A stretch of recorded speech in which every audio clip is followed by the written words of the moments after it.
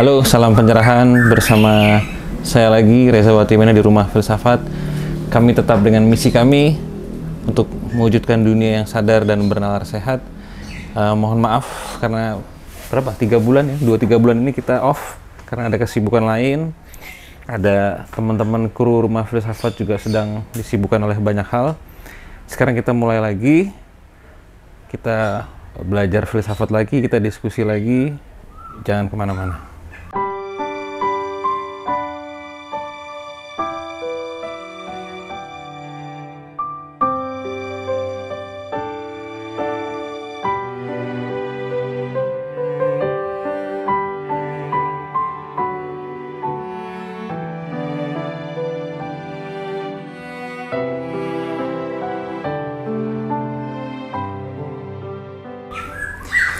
Tema hari ini adalah tulisan saya yang saya taruh di Rumah Filsafat yang judulnya Menyembuhkan Diri Sendiri.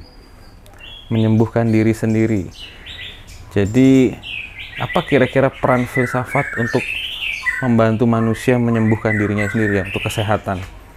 Baik kesehatan mental maupun kesehatan tubuh ya, kesehatan fisik ya.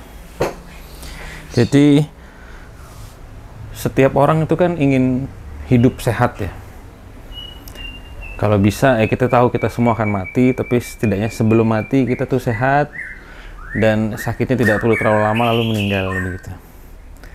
Kita juga sering sakit ya, mungkin karena kecapean, karena banyak kegiatan, banyak pikiran. Dan kita juga ingin segera sembuh dari sakit kita ya. Itu keinginan dasar semua manusia ya, tidak hanya manusia tapi juga makhluk hidup. Mereka tuh ingin hidup ya, tidak hanya hidup tapi juga thriving. Thriving itu berkembang, berbunga, berbuah gitu. Nah, kalau kita lihat secara khusus manusia ya, kalau orang sakit itu biasanya ada 2 kemungkinan ya.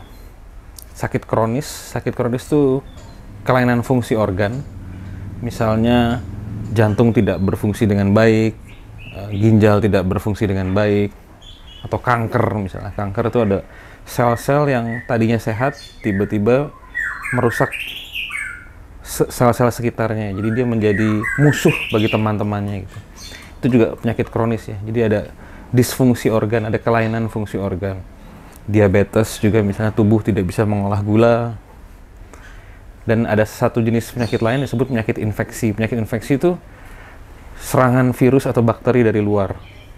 Misalnya daya tahan tubuh kita lemah, kita kena virus flu, kita kena virus COVID, kita COVID gitu ya. Jadi secara umum memang ada 2 jenis penyakit ini. Lalu ada juga misalnya, ini sebenarnya bukan penyakit ya, ini kecelakaan misalnya.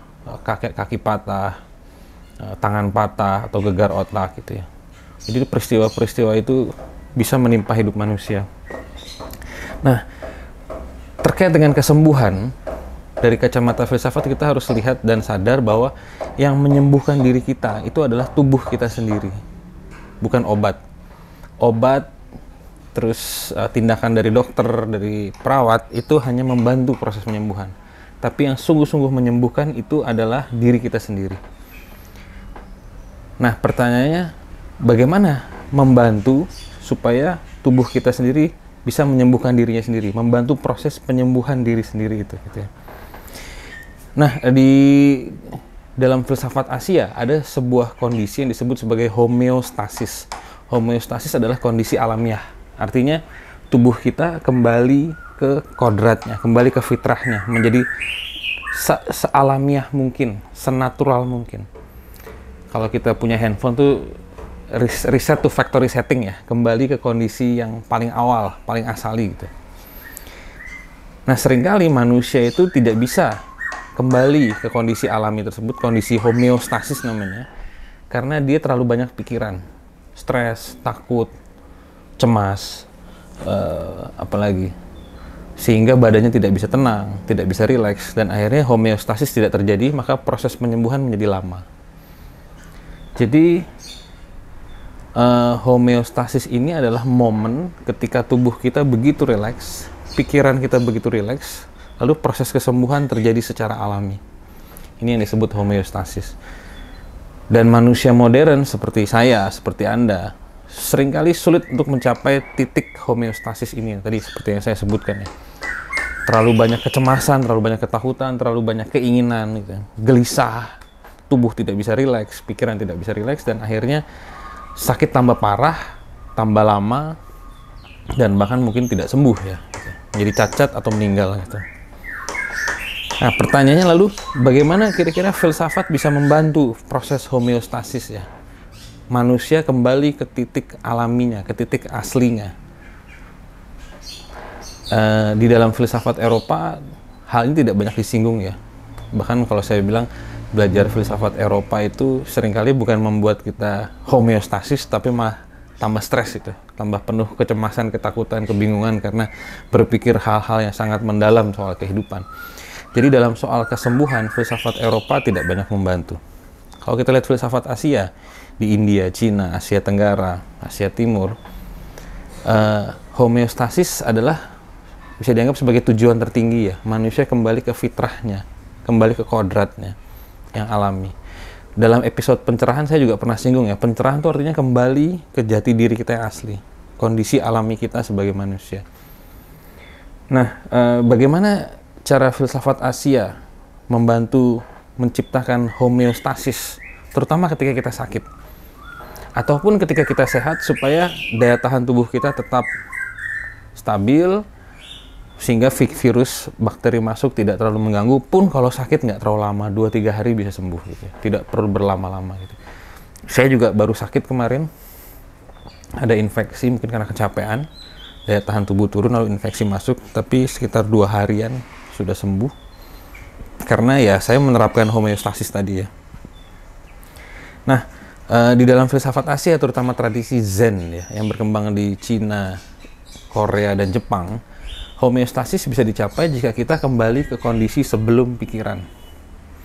Jadi ada keadaan batin manusia sebelum pikiran muncul, sebelum konsep muncul, sebelum bahasa muncul. Kondisi pikiran ini tidak punya nama.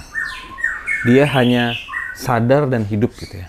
Kalau kita kembali ke kondisi ini, kita akan mencapai homeostasis, menyentuh keadaan alami kita, dan kita bisa mencapai titik rileks ya, rileks yang sadar. Jadi bukan rileks yang ngantuk ya, tapi rileks, sepenuhnya rileks, tapi juga sepenuhnya sadar. Nah, titik ini titik nyaman sebenarnya, tadi homeostasis tadi, dan itu membantu tubuh kita, pikiran kita untuk memulihkan dirinya sendiri.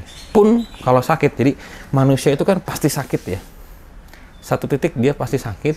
Pun kalau kita mengalami sakit, dengan menjalani homeostasis ini, kembali ke sebelum pikiran, sebelum konsep, kita lalu bisa menyembuhkan diri kita sendiri. Sakit kita pun juga tidak terlalu lama. Caranya gimana?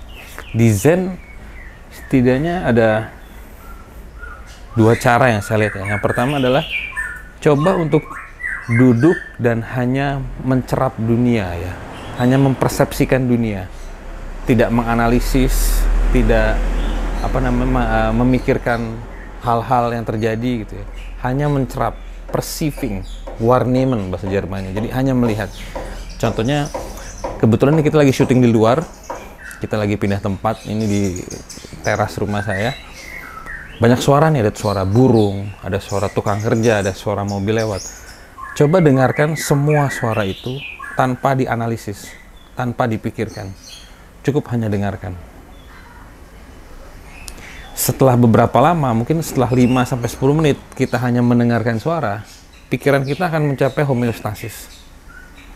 Semakin lama kita bisa mencerap tanpa berpikir, atau tadi mendengar tanpa menganalisis, homeostasis akan semakin lama, tubuh kita rileks, pikiran kita rileks, proses kesembuhan pun terjadi. Daya tahan tubuh juga bisa lebih kuat.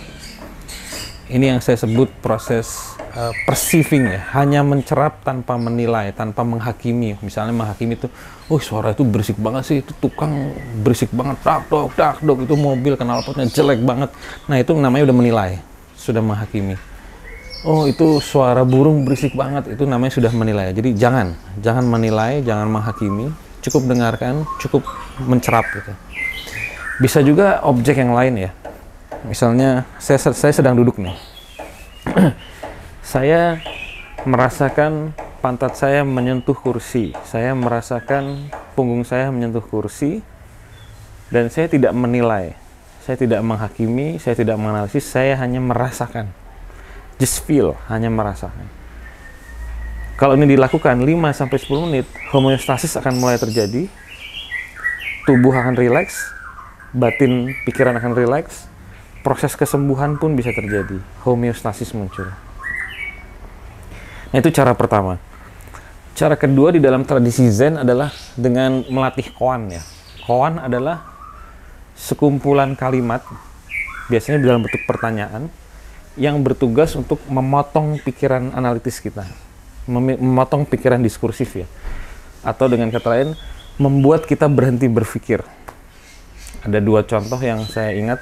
Yang pertama adalah, coba teman-teman jawab, apa suara tangan bertepuk sebelah? Nah, kalau kita merenungkan pertanyaan itu, kita nggak bisa mikir. Loh, tepuk tangan kan mestinya begini. Tapi kalau tepuk tangan cuma sebelah, nah, rasakan momen ketika pikiran stop. Suara tangan bertepuk sebelah. Nah, pada momen pikiran stop, homeostasis terjadi. Jadi di mana ada pikiran, tidak ada homeostasis. Ketika pikiran berhenti, homeostasis terjadi, proses kesembuhan pun bisa terjadi. Koan yang kedua itu pertanyaan, siapa kamu sebelum ibumu lahir? Gimana jawabnya? Siapa saya sebelum ibu saya lahir? Nah, ibu saya belum lahir, siapa saya? Nah, pertanyaan ini membuat kita stuck ya. Akhirnya kita berhenti berpikir. Ketika pikiran berhenti, homeostasis terjadi. Kalau pikiran hanya berhenti 2 detik, ya homeostasis hanya 2 detik. Kalau pikiran bisa berhenti selama 10 menit, homeostasis terjadi selama 10 menit. Tapi bagaimana jika pikiran, kecemasan, ketakutan itu terus terjadi ya? Ya, sekarang kita pakai teknik mengamati pikiran. Ya, cukup amati. Oh, saya sedang merasa marah. Oh, saya sedang merasa cemas. Jadi mengamati pikiran tanpa menghakimi ya. Mengamati tanpa menilai, tanpa menganalisis. Hanya mencerap, sama rumusnya ya. Bisa objek suara, bisa objek kulit tadi, sensasi kulit, ataupun kita mengamati pikiran dan perasaan yang sedang muncul. Semua hanya diamati tanpa menilai. Itu kata kuncinya ya, mengamati tanpa menilai, tanpa menghakimi. Nah, ini bisa diterapkan di dalam hidup sehari-hari. Ini yang disebut sebagai meditasi informal ya, informal meditation. Dalam hidup sehari-hari kita naik kereta, kita bisa duduk dan hanya mengamati semua yang terjadi ya, tanpa menilai suara, orang, pikiran kita, perasaan kita. Lalu kita lagi nyetir motor misalnya, macet. Kita hanya mengamati, merasakan tanpa menilai atau menghakimi. Jadi ini bisa diterapkan di dalam keseharian kita. Kita sedang makan, kita sedang mandi, kita sedang jalan, hanya mengamati, just observe, hanya merasakan, hanya mendengar. Tunda dulu semua penilaian, tunda dulu semua analisisnya. Maka sekali lagi, ketika pikiran kita turun dan berhenti, proses homeostasis terjadi. Kalau homeostasis sudah terjadi, badan rileks, pikiran rileks, proses kesembuhan bisa terjadi. Nah, cara berikutnya adalah kita juga bisa meditasi atau yoga, tapi meditasi dan yoga yang sungguh-sungguh ya, yang asli ya, bukan yoga yang untuk membentuk pantat. Itu bukan yoga, itu akrobat ya. Meditasi dan yoga itu bisa membantu kita kembali ke kondisi sebelum pikiran tadi. Duduk, mengamati nafas yang masuk, nafas keluar. Ini bisa membantu kita mencapai homeostasis juga. Jadi filsafat bisa berperan penting ya dalam membantu kita menyembuhkan diri kita sendiri, menyembuhkan pikiran kita, menyembuhkan badan kita. Tapi memang filsafat Asia ya, terutama yang saya tahu tradisi Zen di Cina, Jepang, Korea, dan tradisi yoga di India. Jadi kira-kira itu yang bisa saya bagikan hari ini. Coba kita dalam keseharian kembangkan kondisi homeostasis tadi sesering mungkin. Homeostasis itu kondisi alami, natural, natural state of mind, keadaan batin yang alami. Sesering mungkin kembali ke situ. Di dalam tradisi Buddhisme Theravada ya, itu disebut sebagai bare awareness atau kesadaran yang telanjang. Kalau kita sering ke situ, dalam keseharian tubuh kita akan menyembuhkan diri kita sendiri. Saat kita kerja, saat kita beraktivitas, tubuh kita juga bisa menyembuhkan diri kita sendiri. Daya tahan tubuh juga bisa dijaga gitu. Ya, kira-kira itu edisi kali ini. Semoga berguna dan semoga edisi ini juga membantu kita semakin sadar dan bernalar sehat sebagai manusia. Itu cita-cita kami semua di Rumah Filsafat. Salam pencerahan, sampai jumpa lagi.